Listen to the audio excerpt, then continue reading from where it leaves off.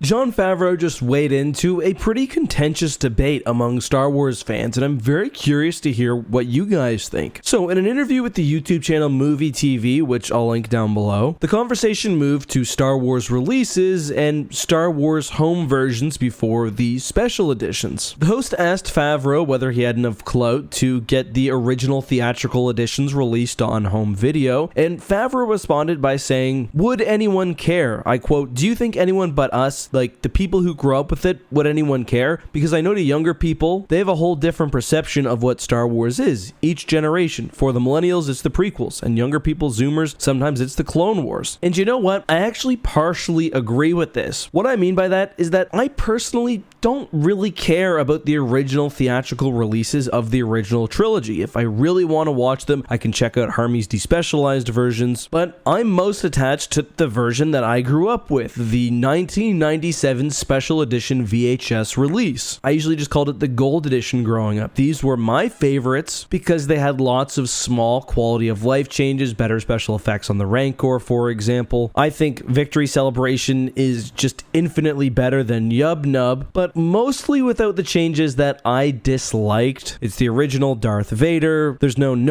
when he saves Luke from the Emperor, although there is the Greedo shot first controversy introduced in the 97 version. So I think he's right that a lot of people, younger people at least, just don't care about the original theatrical releases. I think people tend to fall in love with what they were raised on. That being said, I do still think a re-release would be popular. For one, there's still a ton of fans who fell in love with the movie in that original form, and besides for going, through Harmy, there's not a legitimate way to actually see the movie that way. And I think that's also an issue in terms of film preservation. And it's somewhat ironic given that Star Wars merchandising has really been focusing on nostalgia with the Kenner packaging on some of the new toys, for example. So I don't know. I don't imagine it would be too expensive to do, and I think it would be good for sales, but more importantly, for preservation.